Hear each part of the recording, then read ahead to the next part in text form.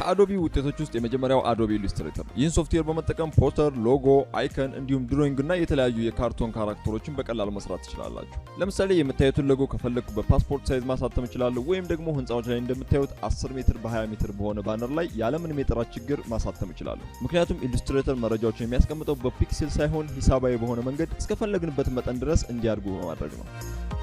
ሁለተኛው ወሳኙ የአዶቢ ምርት አዶቢ ፎቶሾፕ ነው። ይህ ሶፍትዌር ብዙዎቻችሁ እንደምታውቁት ለፎቶ ማስዋቢያ፣ ስክሪን ሪተቺንግ፣ ለግራፊክስ እንዲሁም ብዙ ጊዜ ለፎቶ ማኒፑሌሽን ይጠቀምበታል። በተጨማሪም ጽሁፎችን መጨመር፣ ከለር እና ብራይትነስ ማስተካከል የሚያስችል የተለየ ብቃት አለው። ፎቶሾፕ ላይ ያስተካከልኩትን ፎቶ አፍተር ኢፌክት ላይ በመውሰድ የሚያምር ኢፌክት ለመስራት ልሞክር።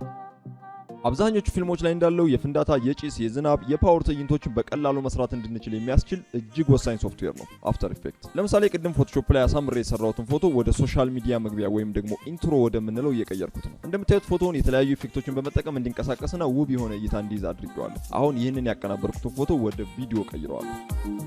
ለዚህ ቪዲዮ ማብራሪያ ተብሎ የተዘጋጀው አሁን የምትሰሙት ድምጽ የተቀረጸው አዶቢ ኦዲሽን በተባለ ሶፍትዌር። ይህ ሶፍትዌር ዋነኛ ስራው ድምጾችን መቅዳትና የተቀዱትን ድምጾች ካልተፈለጉ ድምጾች ነጥሎ ማስቀመጥ። በተጨማሪም ድምጾችን መቆራረጥና ማቀናጀት እንዲሁም ድምጾችን በማቅጠም በማወፈር እንዲሁም ኢፌክቶችን በመጨመር አዳዲስ ድምጾች እንዲፈጠሩ ማድረግ ነው።